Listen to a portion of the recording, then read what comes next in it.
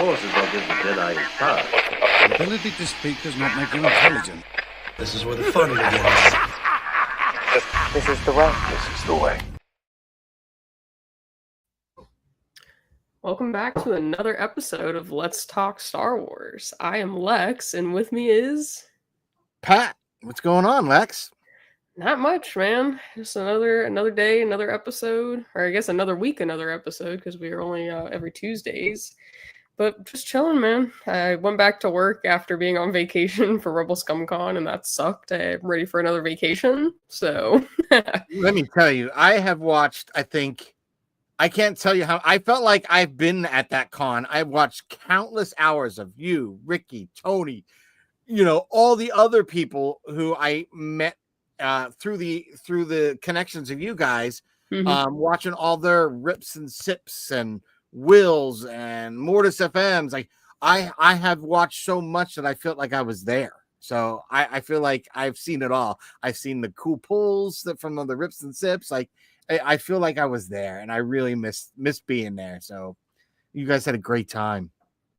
Yeah, we definitely had fun. I have one more video I got to put out, which is my haul video, which I think I'm just going to record tomorrow and then see. But yeah, I mean, essentially they had so many content creators, and I think that was their point, was to spread awareness about their convention. And I think by having all of the content creators go and make all of the content about the, just the day-to-days, the videos, the hauls, Great especially idea. Will and Grayson, they did a phenomenal job. Like, they were literally running around the entire time doing interviews with everybody, hosting panels, just getting coverage up the wazoo. It was insane to see, and they did such a good job. I've enjoyed quite a lot of the interviews that they've posted so far. Absolutely. I mean, I really like the fact that they got to was it Taylor Gray, the original Ezra? Like, they got to meet him. Like, that was a great interview, by the way.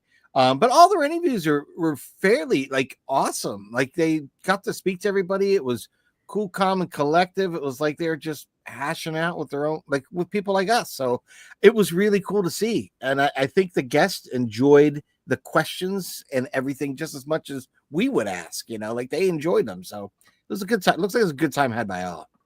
Yeah, it's definitely, I'm going to go next year. I think that's going to be a definitive for everyone. I know people are talking about doing ICCC as well, but I think out-of-state cons wise, Rebel ScumCon is definitely going to be a permanent one on my list. Yeah, I don't know. I'd like to try to go, but for me, going out of state and spending the airfare and the hotel, I might not do it until after I've gone to Celebration, or at least that I've got my Celebration locked down. Yeah, because that's my big goal. That's my big goal. And I did find out just the other day, kind of sucks. I will not be able to go to Rhode Island Comic-Con on the big Saturday day. So I don't know if that's that bad. Well, it is, because some of the people are only showing up on Saturday that I was hoping for an auto for. So that kind of blows. Yeah. But I got asked by the person who's going to be going in as the worshipful master of my Masonic Lodge if I would consider me being a past master to be a master of ceremonies for the next few years. So that could even change with the scheduling of this show. We'll see. I don't know where that's gonna fall. I got to figure out when rehearsals will be and stuff like that. But yeah, so finding that out was, great, cool. And then I found out the annual installation of officers is that Saturday. And I was like, so I was like, is that the annual installation or is that the banquet? And they're like, the banquet's at night. And I'm like, but when's the actual annual? And they're like, it's that morning. I'm like, yeah, so that's the whole day. We're not going that day. And my friend's like, yeah, I just realized that now. And he goes every year. So we'll probably end up hitting it up on Rhode Island Comic-Con on that Friday and possibly Sunday.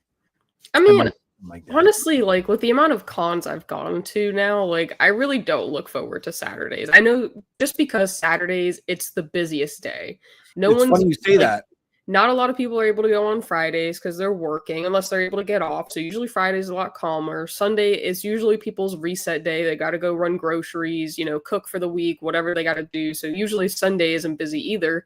But Saturday's like the go out and have fun day. So that's like the go out to the con. Everyone's there. Saturday's a mob scene. At Rhode Yeah. Island is the same thing. And I feel that if I was to go back, I would probably take a day off work, do the first day, and then Sunday, I find Rhode Island is slower than Saturday for sure. Still busier than that Friday, but I find that even people typically on that last day will kind of cut out, get out of Dodge because they're leaving Rhode Island.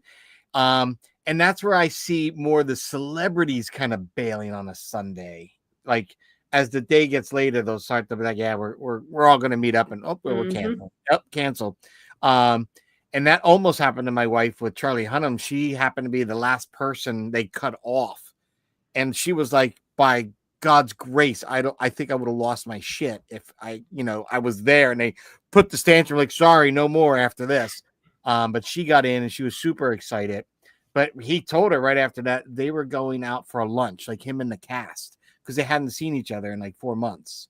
So that was kind of cool. I mean, I know most actors don't do Fridays. Like usually it's just Saturday, Sunday, but I know a lot of the time, like Sundays, they dip out early or they just have to leave because they have to fly out to be somewhere else to be filming on Monday or whatever it is. But yeah, I mean, usually Saturdays is just busy because overall people like the con attendees have the day off. Like that's our just go-to. And then on, actors wise, that's when most of the panels are, the photo ops, most of the autographs are happening because the actors also sometimes aren't there Fridays and Sundays. So Saturdays has definitely become like my least favorite day when it comes to attending cons, but it's kind of unavoidable at some points. Yeah. Yeah. I mean, if you're going on a Saturday, to any con, I would suggest get there as early as you can, because just going to Rhode Island Comic-Con, it was kind of a mob scene. Like you've got your VIP, then your other line. It's just a mob scene to get in. So at any con, even when Chris and I went the second day at Niagara, we were kind of nonchalant about it. Like we were there the day before. We just figured same time, same bat channel. Whoa, we underestimated the crowd level that morning. And I recall from our video, we were literally all the way wrapped around behind the Civic Center at Niagara Falls. So like we were all the way behind it, had to go up all the length of it, up this width of it, and then back around the front of it again. I mean, it was a bear. It moved. It wasn't like it was so brutal. It moved, but it was just a long line to be waiting in, be prepared. Inconvenient. I mean, Celebration's going to be the same way, but people are going to have the dedicated, like, I think Friday, Saturday, and Sunday in Japan was busy. Of course, Sunday wasn't as busy because I think a lot of people flew out, but like even Friday, I think was busy. Like Saturday busy. And we were like, damn. But yeah, the Celebration, I think this year, like even on Thursday, it's going to be insane. So, well, the Star Wars Celebration for 2027, I think it's going to be record breaking of all standards, like ticket sales, all that, guest celebrities. It's going to be just like money spent from anyone going to a con, most expensive con ever. Like that is going to break it all. I think that's my opinion. Curious to see what others think on that. But I know that's the one that I'm most excited about. I know I have some plans on working on a little collab thing with somebody to kind of get some less, like, they're going to be kind of telling people like, hey, this is what I do. And I'm going to be kind of like the apprentice to that. Like, okay, I followed this and this is what I've done. So that'll be kind of fun to get. That's kind of one of the things I'm looking forward to, is that interaction and kind of getting into Star Wars Celebration mode. Because it's a bone of contention of my house where I was like, I can't believe you're planning to go. I'm like, heck yeah. Like, no way it's 50th year, like not missing it. I didn't go to London. I didn't go to Japan. I should have gone to Chicago, when they had it before, and I didn't. But now that's back in the States, like I even said, like, I'm using your words against you. Like you said, if it's back in the States, you could. back in the States. So, yeah, it's going to be fun. I'm going to be having fun. Yeah, I'm looking forward to it. I've already got like a list of videos and things that I want to put out, kind of like a prep, what you need to prep for celebration and stuff like that. But I'm definitely going to try to do more celebration coverage. I think people would enjoy that. But I've been starting on my sticker collection. yeah, I have. you got to. Swag is important. I've been filling up on my little bucket here on stickers of all sorts. So I've got, all right. So I did the 3-inch versions of new ones with QR codes, right? I did Sticky Brand had a nice little sale all last week and the week before. They had been having these deals. So I got, I think these for like $20, another 100, 2.5 for like $20. And then I did, these are really cool. I just got these glow in the dark ones last week. These are fire. And then I even started doing some samples. So they have, you could do like a 10 sticker sample for $1. 2.5 10-inch sticker, 10 2.5-inch stickers for $1. So I did this design, kind of doing a take on GTA, and I did that design. Nice. So I am in celebration prep mode. Like I am laser focused to get. I want tickets. I want to go.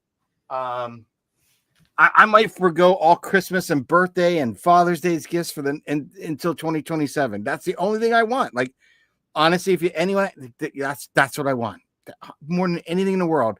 I want to be at Celebration, LA. Yeah, it's gonna happen. I mean, I started putting some money aside for it already. Like, I know it's gonna be an expensive one, especially just being in LA. I know airfare, you've got the hotels. I'm sure the collectibles are gonna be insane, but I just know getting a ticket is gonna be tough. I already like am counting on the fact that I'm not gonna be able to get a VIP ticket, and then I'm just gonna have to buy one. Like that's kind of how I am. I'm either, and so I'm thinking of one of three things: try for a VIP. And I don't think I'm going to get that. So after one try and I don't, boom, go for the, the regular 3-day. If I can't get the 3-day, then I buy individual. That's kind of that's the order I want to try. Like VIP quickly, maybe even on a different device, just trying VIP while I'm trying the normal on another device. And whatever one gets through first, I don't know.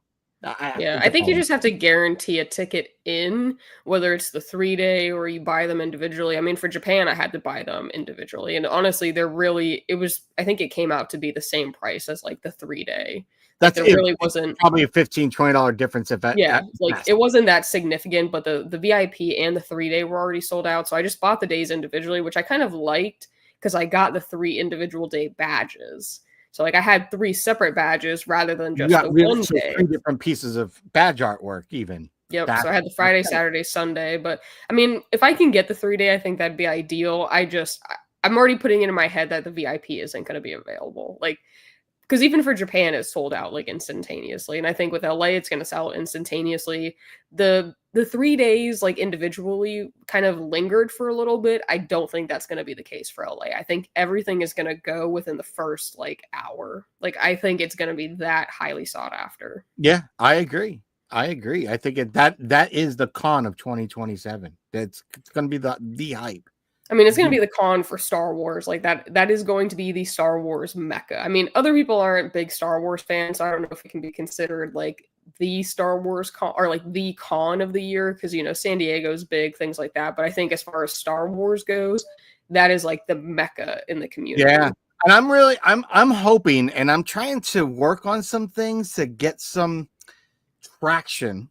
But I'd like to, I'm hoping to try to, get a collaboration going with Star Wars, Hasbro, Funko, and some toy photographers. I think it'd be great. And I'd like to reach out to Jordan Penbrough because he does a lot of Star Wars fandom. He does stuff with Hasbro once in a while.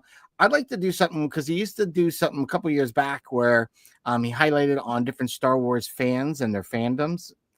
And I'd like to be able to do something, I think, celebrating 50 years of fandom through your Star Wars toy photography. I don't think there would be a better venue than to have something like that there and highlight some of the toy photographers out there on social media, killing it with Star Wars, and sharing their fandoms and creating fantastic and wonderful imagery with their action figures or Funko Pops like myself. So I am working now trying to pen ideas and how would this collaborate? Who could we work with here? And okay, so if we said yes, okay, is everyone on the hook for their own prints? Will we get prints? How would I'm looking into trying to get some of those questions answered so that I could propose it. You know what I mean? Like, this is what I think we could do. I mean, even if you branched off as part of like the art show, even and had your own booth like within the art show, that could be pretty cool too. That could be kind of cool.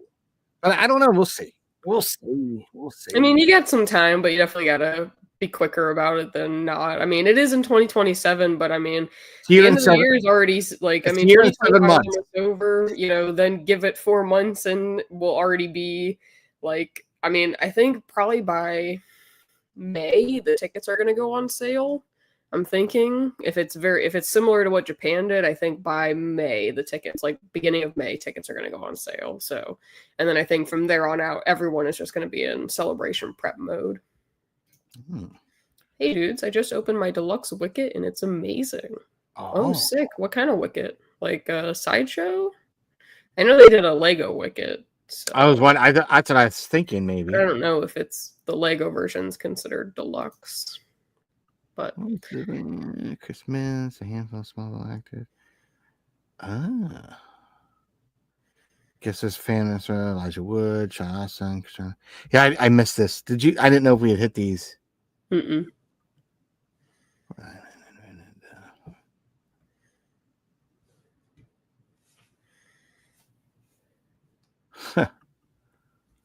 Interesting. Well, as our title kind of suggests, we are going to be playing a new game. We've been trying to incorporate new games into our shows just to kind of have fun, but I did see this one on TikTok, and I thought it was pretty interesting, so I kind of did a riff off it. There are 10 characters, and I'm going to only show you their lips and or, like, their mouths, and you have to guess the character. All right, that's going to be tough. This is going to be tough. It starts a lot harder than I. And then it kind of gets harder, so we'll see. All right. But here is the first set. I think we're starting pretty easy. Misa think that's Jar Jar. Misa thinks you are correct. That is Mr. Jar Jar Bing Bangs. Oh, he got the Funko. They have a deluxe Wicket Funko? They do have a big one of him. Interesting. It's like the older sculpt, like almost like a blue box, black box sculpt now. Gotcha. They've done a large one. Interesting. That's pretty cool. I didn't know that was out there. All right. It's a little pixelated, but I was trying not to give too much away, but I think you can still kind of guess. I'm going to say iconic character. Carrie Fisher, Princess Leia. Sure is. The Princess Leia, the red lipstick. I was trying to focus on that because I know that gives it. Yeah, the lips. Yeah, I was trying. I'm like, are they pursed? It's definitely Carrie. Yeah. All right. Oh, someone I just photographed. That is General Grievous. That sure is. And I honestly, the only reason I just did a image that I just posted today with that really close up.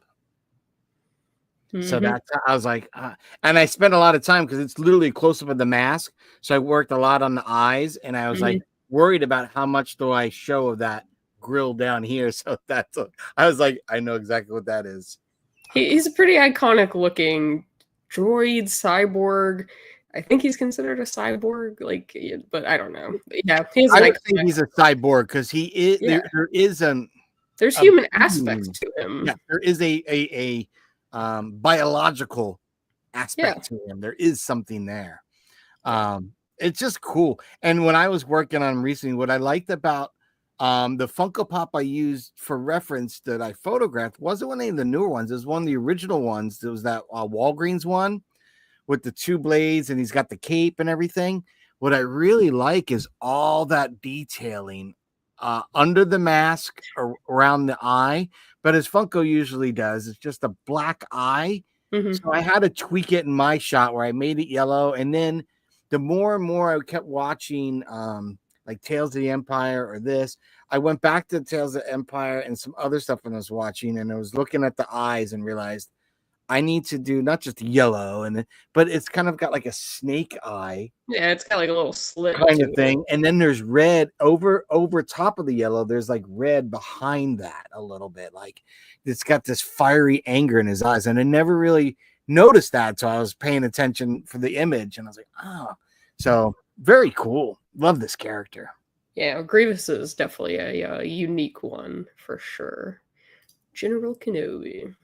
Pixelated again. It's hard to get these. Oh, this side. This is Padme Amidala Natalie Portman.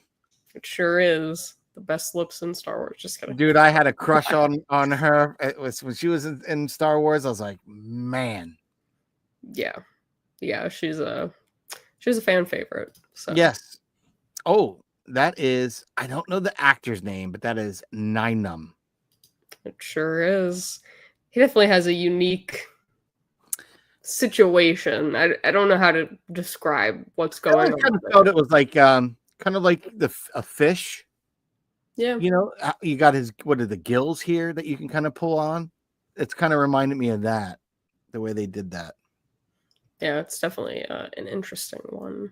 So we're about halfway through. Oh.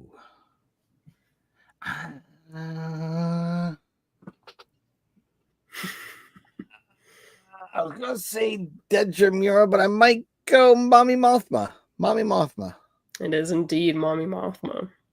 Thought I might get you on that one, but that was a tough one. The reason I question it because I feel that Dedra's lips are a little fuller than this actress's. Yeah, but they do have a similar, at least throughout Andor, it seems like the women have very similar like lip tones. Maybe. I might be mistaken. Maybe I haven't paid that much attention, but I think they're close. So I was like, maybe I could get them on it. But there's definitely a color palette, that they used in Andor. So absolutely, I'm sure that reflects in the makeup too. Listen, we're not trying to get inappropriate here, but this is someone's mouth. I know what this is. This is Ponta Baba or Walrus Man. It sure is. He definitely has one of the uniquest mouse lips, whatever those are. Balls. Well, Aqualash, I guess, is the species, right? Something like that. Yeah, he's a unique one. I always thought he was cool. I thought even cooler when we got to see more of him in Mando. Yeah. I think that was in season 2 where Cara Dune comes in and kicks ass and fights like 3 or 4 of them. Right? That was an awesome team. What do we got here? Is that the Troydarian? Is that Watto? You tell me. I'm gonna say yeah. I think it is. Only money. Only money. Or only lips in this case, but this is Book of Boba Fett Bib Fortuna. It sure is, and I didn't realize how much of a difference there was because I was looking for images. Lord ass in this one. He's like double, triple chin. He was skinnier and like squeezed like a chipwich in the Return of the Jedi compared to what he is now. Yeah, he definitely there was quite a difference, and I didn't realize that till I was looking at the images, and I was like, I don't know, he looks like he put some weight on in this. Well, because he's living fat on the hog for a number of years, right? Yeah. Lived in the Jabba's spot, He had what was he worried about? He was chilling. He was straight chilling, that's for sure. All right, this is the last one. Is this sliced noodles? It is. Dang. You know your character's lips, huh? I guess I do. I can't kiss and tell for many of them, but all right. Getting a little snoodly over there. That was fun, Lex. That was a lot of fun. That Well, Chris was did one where he was like, guess the Star Wars eyes, like guess the character based off the eyes.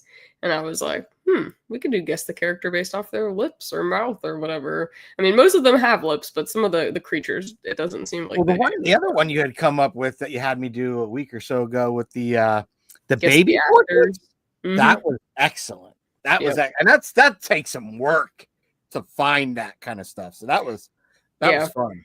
It was hard finding. I mean, most of them have like young teenager photos, but none of them really have like a lot of baby photos out.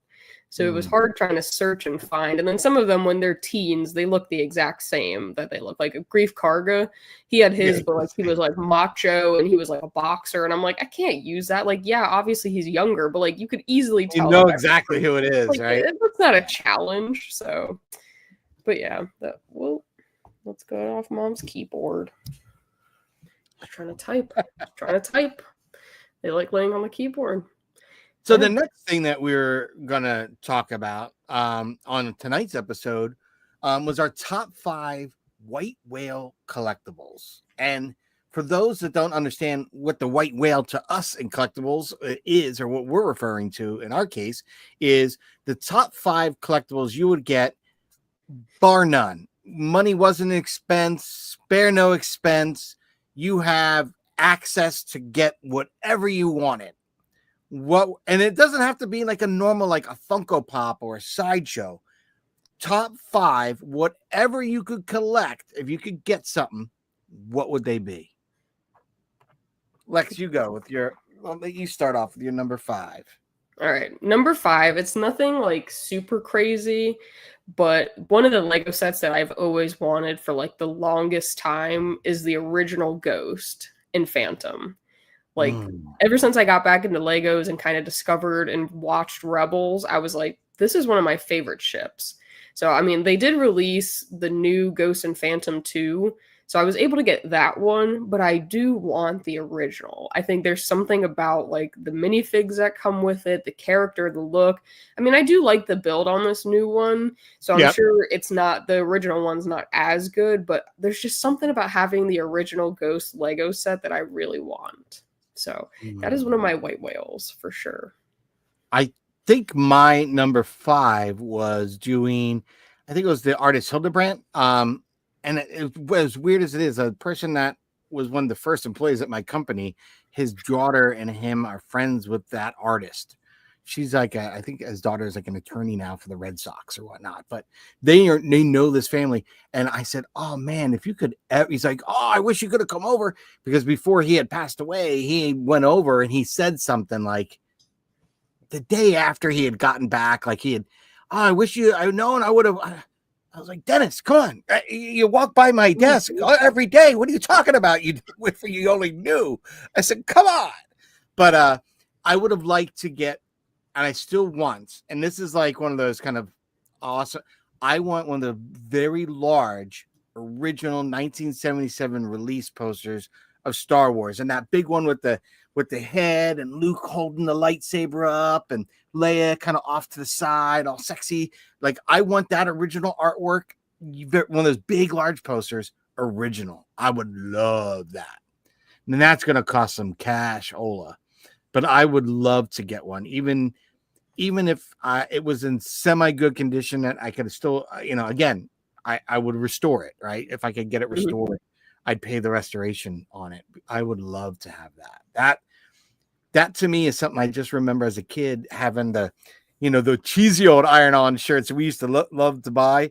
And I tried to look those up recently, Lex, and let me tell you, I can't believe how awesome we thought these graphics were, because they're garbage. Like, they're garbage. Like, it had the Star Wars is on an angle, right? And it kind of had that, what we eventually got on our Star Wars figures, that kind of chrome thing around it. It's kind of like that, but I realized there's this area just on the surface. It was just like a block, and they had this bluish, purpley star area. And it was on all of them. And I never realized it, because I thought that would have all been filled in by the image. And it wasn't. It was just like, that was the template, and they stuck whatever image fit in whatever space was left. That was your image. And I was like, wow. Because I started looking those up, because I was going to get the artwork and do like a DTF or something like that for them. But it's interesting. That is I think, epitome of posters. I know some people want the Revenge of the Jedi, and I wouldn't mind that either. But I think that original 77 big ass poster would be awesome. Awesome. Return of the Jedi or Revenge of the Sith? No, the Revenge of the Jedi. So when they first did the posters, I don't know if you know. I don't know this. Poster, yeah. They made posters prior to the name change. So if you can still get one, an original movie poster with Revenge of the Jedi, that's worth some cash. Interesting. And I sound like a bad Star Wars fan. No. So that was one of the things that I thought was very interesting, because I remember seeing that at my movie theater, and then it changed, and I didn't understand why. And then Lucas eventually said later in one of the breakdowns of the film, the reason it got changed is because the Jedi should never have revenge. Right? That's not what the Jedi's about at all. But he's returning. He's returning, and the Jedi's returning. He's coming back. It's redemption. So it wasn't about revenge. But that's why when Revenge of the Sith came out, it fit perfectly, and it had that kind of had that double meaning. If you remember back in the 80s, it was 83 or whatever when that came out. When that was going to come out, there was a few posters at your theater, like a month or two prior to the film getting released, that said Revenge of the Jedi. So that would be dope if I could get that too. But I'd rather just have the original would be awesome. Yeah. Well, I mean, speaking of Revenge of the Sith, I mean, following your train, I would love to have like a massive episode 3 poster. But the one that I had on my list was there. I mean, you can still purchase it. It's still available, but I really want the UCS Venator set. Like, to me, the original trilogy, the ship that I think you guys always equate to like Star Wars is the Tantive, because that's the first ship that you really see like kind of come out. And I think for the prequel kids, mine is the Venator, because that's like the huge ship that you see beginning of episode 3. Like, that's one of my all-time favorites. So if I could have any of the big UCS sets, I would want the Venator. So I think at some point I'm going to try to add it, but it's just so big. Like, I think the issue is space for me, because I don't know where I would put it. So I think it's on my list of white whales to collect just because of space. Would you settle and wait if they came out with a mid-size? I mean, yeah, I would. If they had a small one, I'd want it, but I think I still want the big one. I think there's something just about having those UCS sets. Like, if I could own every single UCS set and like space wasn't an issue, I would have every single one of them. But space is definitely tight when it comes to those sets. So I'd either have to make a lot of room. I mean, of course, I would get the MIDI scale. I think the MIDI scales are really cool, especially, I mean, some of them more than others. But there's just something to say about the UCS one, I think. Just the sheer size of it. And then you could kind of like set up the little like interceptors next to it and stuff like that. I think that could be really cool. Oh, time out. Any collectibles, art, merch, theaters, promos, I take the 30-foot Yoda at the movie theater by my house and stack that. Every type of mail and rebate coupon that came in. Yeah, that's cool. I always forget they do these random things like that sometimes, because I guess next on mine would be I would like a replica statue, and I know somebody, I think it's Regal Robots or someone makes it, replica statue of Yoda from Lucasfilm fountain. I'd want that. I would love, like, you come to my house and like you walk in and it's a Yoda fountain there outside, and I wouldn't care where it was. That would be awesome. That's definitely on my list of things to like see at some point. I would love to see that fountain. There's just something iconic about it, but like if I had it in my front yard and every time I got home, like it was just there. Like, oh, my brother-in-law, he's a police officer, right? And he collects police and fire patches. Huge into that. He has a freaking patch. I don't know who he traded with. Someone from out in California. What is that? I keep thinking Medina. No, that area, Modesto or whatever. I can't remember. But he actually has a fire patch from Lucasfilm Fire Department or Skywalker Ranch Fire Department. They have their own fire department. And he's got a patch. I was like, dude, that is dope. Because he's like, he knows I'm a huge Star Wars fan. So he's like, oh, I've got something you'd really freak out over. And he collects tons and tons of, like I said, he's got the Code 3 and what of all the vehicles and stuff. Police and fire, really cool stuff, like a British Bobby police officer helmet kind of thing. So he showed me that, and I about like came out of my seat. I was like, "Where'd you get that?" He goes, "Someone that lives from that Marin County or whatever." I was like, "Get out of town." So That's pretty cool. yeah, but even if I could get maybe not the life-size fountain, but again, we're talking no money, right? No money. Yeah, yeah. I'd love that. No money, no space, whatever you can have. Reality, I wouldn't even mind just getting a miniature of that fountain, like those little Zen garden fountains you can put in your room just for the white noise. Dude, I would hint Disney Lucasfilm, make that a Zen garden fountain of the Yoda fountain you have at Lucasfilm. It would sell like hotcakes. I think someone has it, or someone's made like a smaller version of it. For some reason, I thought either I saw the bust, the Yoda bust, or the full fountain or something. I don't know. But I wouldn't mind having that. That would be cool. But that was my kind of fourth in my list. What would your third be, Lex? I pulled up my next three because they are available and out there, but to the point of money and space, they're just not in my repertoire right now. But they just announced it and they had it at SDCC. It is an insane statue. Oh, that's not like a bunch of images put together. Holy no, it is a statue that has the Death Star, Vader's helmet. It's got TIE Fighter, or not TIE Fighters, the Star Destroyers. It has Anakin and Obi-Wan Mustafar. It has lights to it, Palpatine. Like, wow, the thing is insane. That is awesome. Who makes that?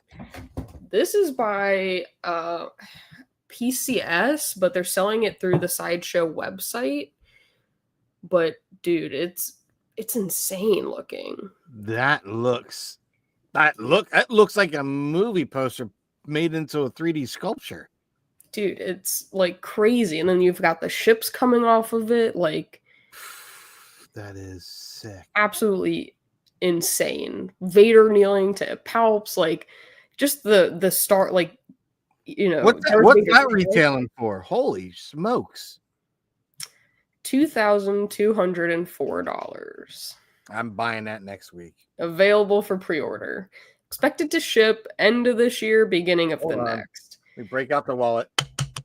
Yeah, dude. I mean, if money wasn't a thing, this is like one of the pieces I would love to have in my collection. Like without a doubt. That is truly unique. I would have never, had you not shown this to me, I would have never even known about it. But that is phenomenal. Phenomenal. Yeah. So because my third was something along this line. I want to get that new Sideshow. It isn't new, as announced for pre-orders, but the Vader standing on the burnt out X-Wing engine. You can switch out parts where he's damaged or he's not damaged. It's like massive. Let me see if I can find that. I know exactly which one you're talking about. I saw that, and there's like a normal version, premium. There's like 2 versions of it, but holy mackerel, that is it. Look at that. Yeah, this thing's especially the lightsaber with like the flames coming off of it. So I have seen some cool Vader things, sculptures and sideshow, but this one to me is like, I will own this one day. I don't have the room or the space for it now, but I will own that one day. I really want that piece. It's one of the it's a part of like the Mythos line that they have, but it's freaking crazy looking. Yeah, I would love to have this one. I want that. I definitely will want that. And I mean, this one seems a little bit more attainable than the other one price wise, but yeah, I mean, they do some crazy stuff with like the sculpting, and then even having like some of the metal, like his underworkings exposed, is like freaking insane, dude. It's just a really cool concept, and I like the fact that they give you different accessories to swap out how you want to do it. And if you get bored of it, you can mix and match it and switch it up. Yeah. Love that I give you that.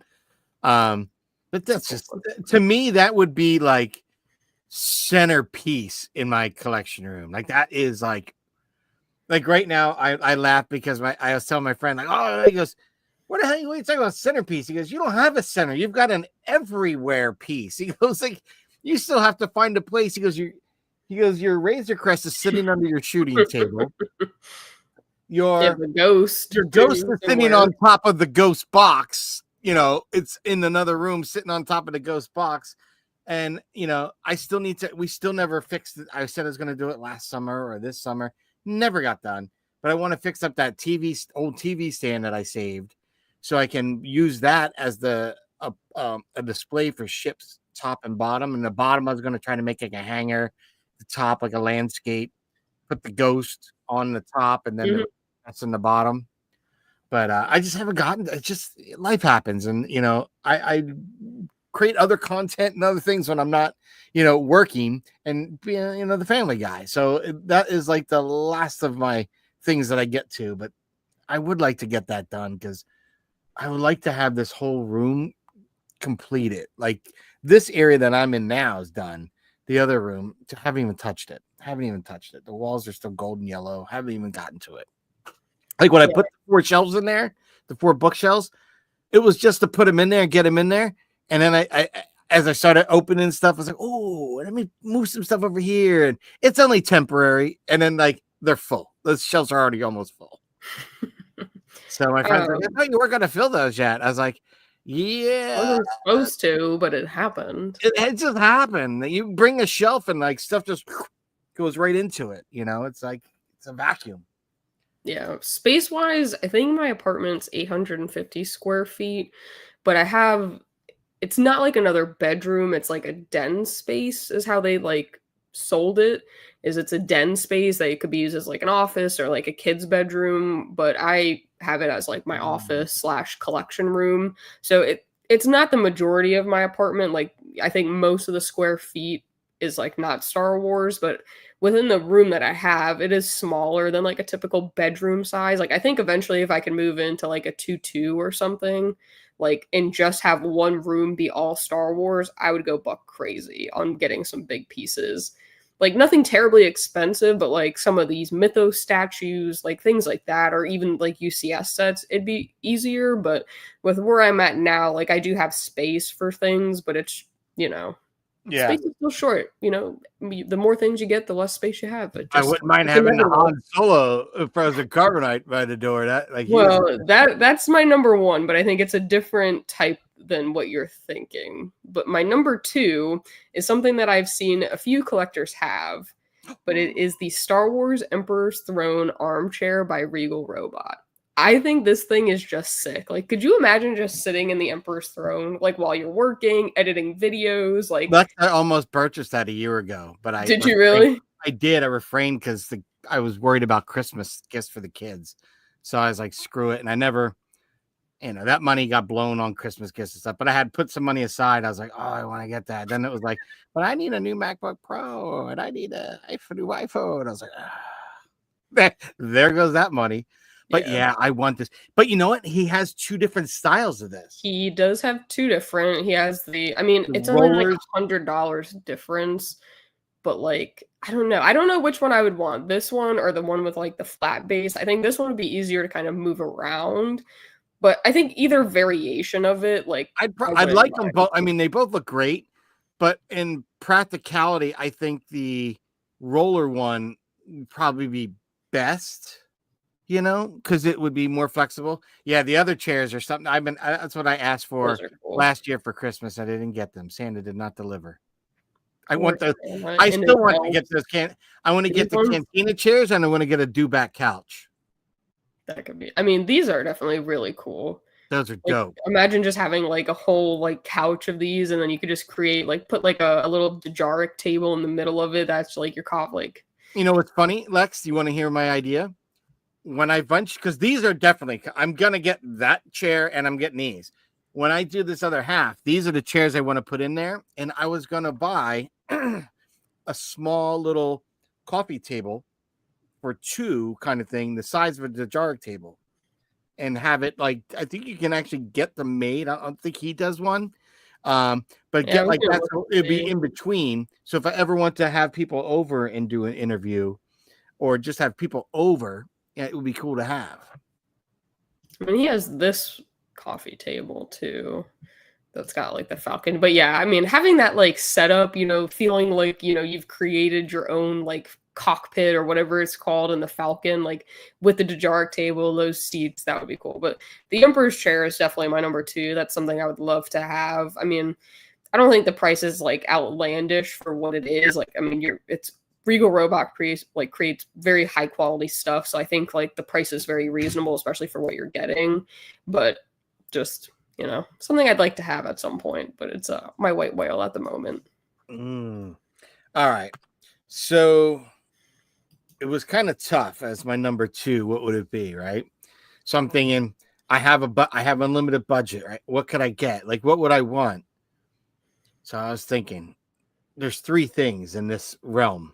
Okay, go, and I got two more places to pick. So I'm thinking, would I want something from the screen used, or would I rather have? So I'm going to put as number two. I'd like to have an original reel-to-reel copy of the 77 original New Hope. Oh wow. Yeah. That's number two. Number two, because there's the art, there's the whole story about how it was how they really struggled to keep it archived, right? Mm-hmm. There's the stories of the Film Academy trying to get the copy for Lucas to put in, to their not Hall of Fame, but their kind of registry of movie and film, and he gives them the edited versions, the redos, and they don't want that. They want that's just not the way he's going to do it. And I also remember my uncle having a reel-to-reel of A New Hope. That was like very first rudimentary public could get film. And I just thought there's something about that. Like as soon as he and then you get the credits, opening, you're like the crawl, you're like, woo. So I remember that was like a big deal. And we all like, I don't care if you hated the kid down at the end of the block in your neighborhood. If my uncle was showing that, like, dude, that kid would be friends with you for a month, try to kiss your ass to go see that. It was awesome because everyone knew my uncle had the reel-to-reel, and like every once in a while he'd whip that out, like 4th of July, like, oh, we're watching the original Star Wars. But he had an old reel-to-reel of it, and obviously it's not like the movie theater; it was like a home version of that. Before we got to VHS tapes and stuff. And he even had the 8-track, the Star Wars 8-track that he used to put in his caddy. Wow. I used to think that was funny. But if I could get an original cut of the film, because it would be worth something to me as a fan, right? It's that nostalgia. It would be worth something big as like just something to have and collect. And I think the film itself, the very first few moments after the credits rolled and that ship flying, and then I just got engulfed by another ship coming slow and slow until it went over. That to me changed the way I visually saw the world. Everything changed for me that moment. Like I was in awe as a kid, and then I reenacted it and played and got that creativity spawn all the way to go full circle to work for Hasbro, being able to photograph the toys that shaped and modeled me into the person I am today and come full circle. So for me, owning that film, one of the original, that would be awesome. That would be number two. My number one is probably everybody's and one of their number ones, but that Just knock it out of the park then. Let's hear it. All right. My number one would be the screen used hilt for when he hands Luke, this is your father's lightsaber. Bar none. If I could have and own that, that's the number one for me, because that prop, God, who didn't want, like, as a kid, like, I had parents fashioning goddamn fucking flashlights in the lightsabers before they even came out with them as toys you could buy. Like, we were doing everything back then to have something like that. Like, I remember kids coming out with broomsticks and, like, putting electrical tape and duct tape and trying to make hilts out of it, so they had the red and blue color. Like, we were crazy out there bashing each other's hands in with broomsticks and stuff, like, until we got lightsabers. But to me, that was just such an iconic moment. Like, the ship's flying over, right? That hooks you. Then this blue light sword thingy, when it first got, I don't know what it was, but I wanted one. Like, as soon as he lit the thing, I was like, I don't know what it is, but I want one. I want it. I want that. Right. And then as I got older, I think it's that full circle, right? I became a photographer and realizing that prop is nothing more than a photo flash handle. Like, so when I was working at B&H and seeing these things in the used department, all like one after another, I'm just like, oh my gosh, that's so crazy that's where that prop came from. It's that, even so that you see, even in Empire Strikes Back, you can see where it had like made New York or whatever. You can see that on the bottom of the handle. But that, to me, owning the original screen used one, that would be awesome. And I know whoever has it, there's no way they're giving that up, no matter how much the price is thrown at them. Because again, you go for that big bucks, it's because you want it, not because you need the money or you're collecting it for the value. It's something to value personally to you, and I think that's what makes those are my ultimate grails, man. That's it. I don't think you can top that. What do you got for number one, Lex? What can top that? I don't know that. I mean, now that you said that, it kind of makes me think of something different for my number one. Initially, I had this because there is a brewery down in Miami that has something very similar to this. So, like, having this as like a dinner table or even just like on top of like my island or something, like, I thought that would be really sick. Like, I don't know that I need the whole thing where he's like standing up. Like, I'd want it to be practical. But like it's like scale wise. Yeah, scale wise, having him just stand up, like, that takes up not only like the entire wall, but like, I want it to be able to be used. So I think this is like full scale, but it's in like a version of a coffee table.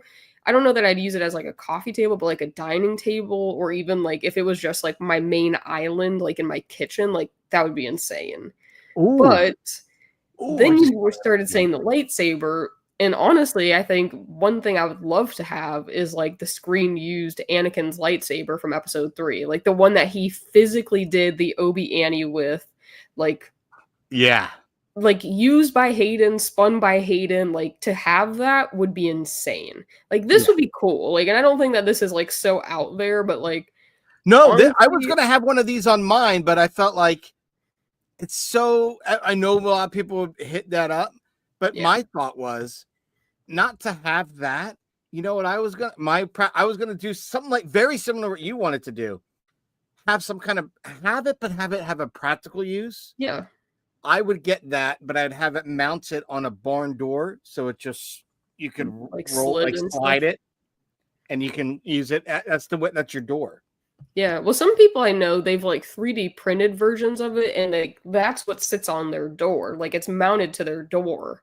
So when you open and close it, he's on your door. So it's not taking up like a massive amount of room from your collection space. Now I'm looking at my 2 doors down here. I'm like, oh. Well, and then like instead of the doorknob, like you just hold his hand, like you pull his hand and stuff too. So I was like, that's really cool. That's like super practical. Like, if I was to do something like that, I'd either want it to be like in a table form or like on my door. Because if it's just against my wall, like let's say instead of one of these bookshelves, to me, it's just wasted space. It's taking up space. I agree. I can't hang anything. I can't put anything on it. Like, these shelves, I can put things on.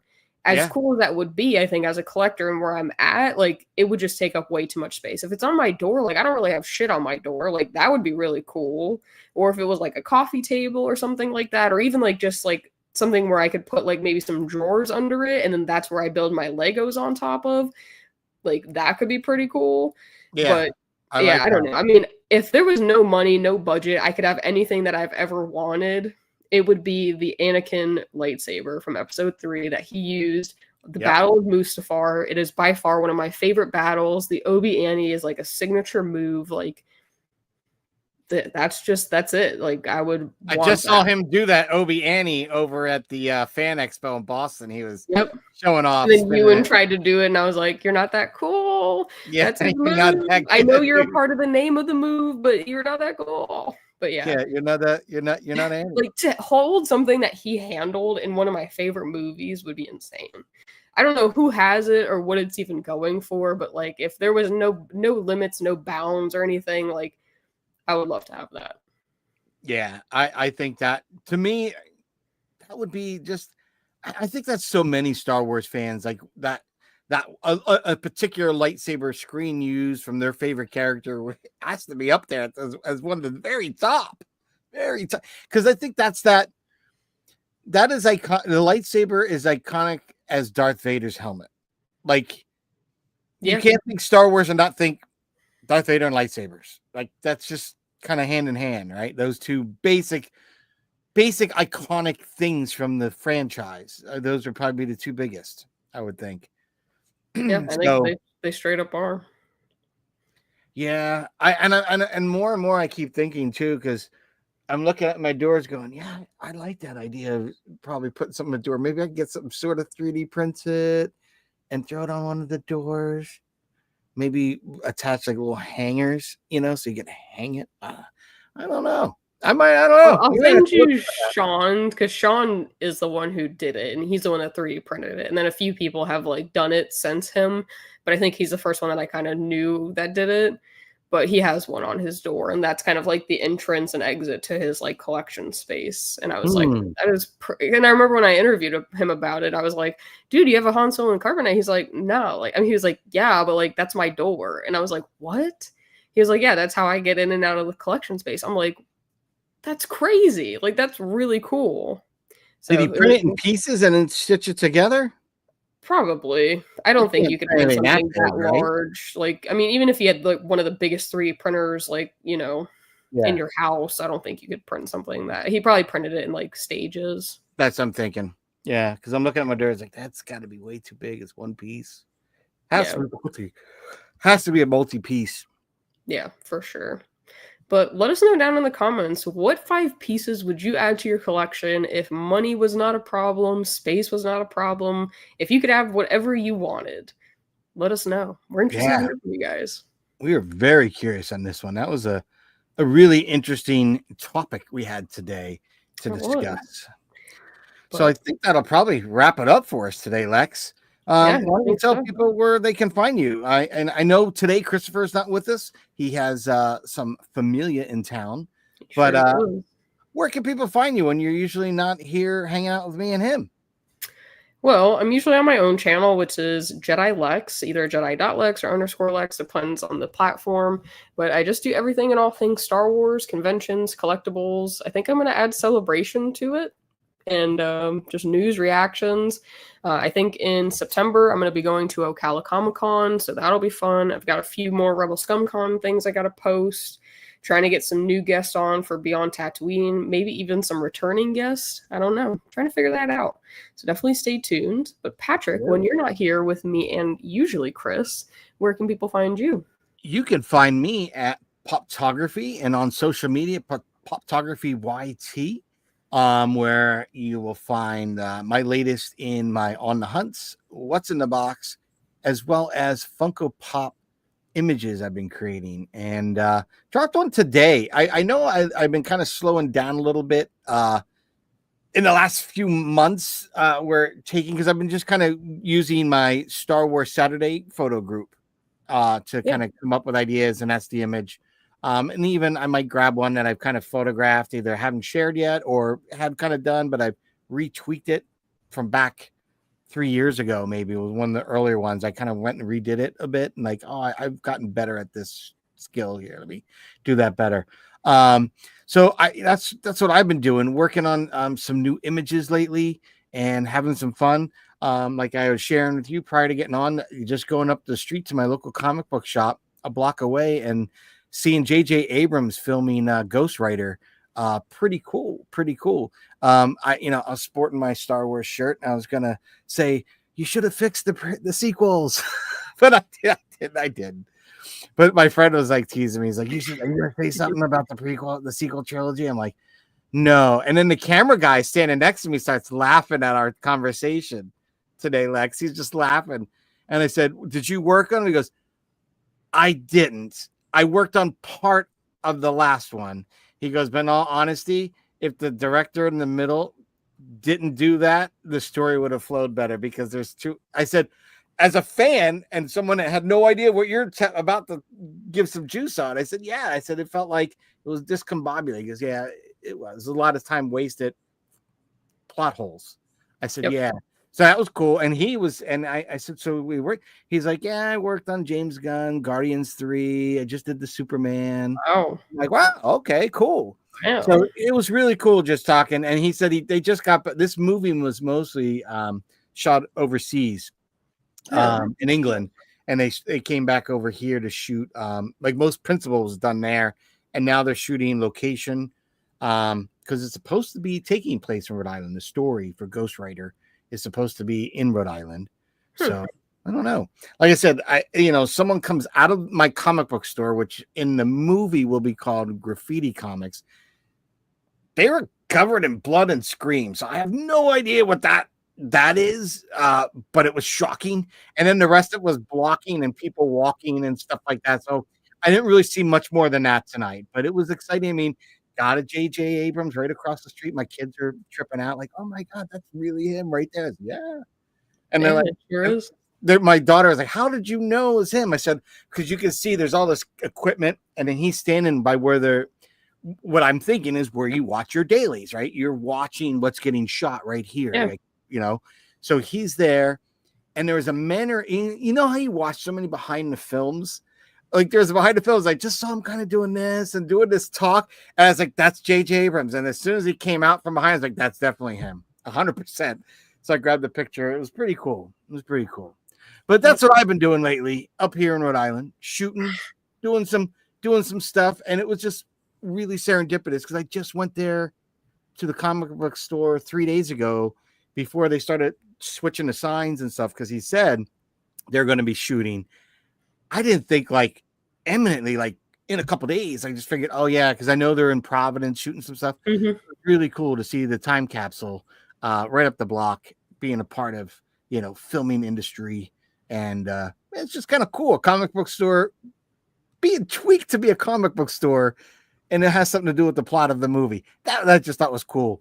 Yeah, that is awesome. Now they usually have this giant life-size Simpson characters in the window, and I think for the 19 years I've lived here now, I don't think they've moved, but they took them out because guess what? They weren't in the 80s. Simpsons they were very 90s, right? So they got ripped out of the window, and I'm like, oh wait, hold on, wait a second. And we all saw, and so I thought I was the only one, but everybody I knew that was standing there watching, they was commenting like, oh, they took the Simpsons out of the window. So it was kind of funny that everyone was noticing something so iconic about the shop. But I think it might actually, I'm hoping it breeds some revitalization. Maybe people don't really notice it. Let's face it. Me, you, and other people notice stuff like that, but most people don't. So I'm hoping that people came by today, give them some business, the time capsule. Check it out. I mean, I went in there the other day. They got a load of new comics. He has a whole section just of Star Wars. So I was loving that. Funko Pops, collectibles. The video is coming out in another day or two. Or maybe I have it scheduled for next week. But it'll be cool to see because he has original Ewok, like the series figures. Interesting. I mean, hopefully it'll bring some more foot traction, but our buddy Chris, who isn't here with us today, you can find him at Seriously Star Wars. He does weekly Star Wars reviews, or at least he's trying to get back to that. But he should be joining us next week for our weekly episodes. I think he's just taking some time off. Got the family in town, things like that. But he is missed. But make sure to go check out his channel as well. And we'll see you guys in the next episode or next week. Bye, guys. Next week, same bat time, same bat channel. Horses are the Jedi power. The ability to speak does not make you intelligent. This is where the fun begins. This is the way. This is the way.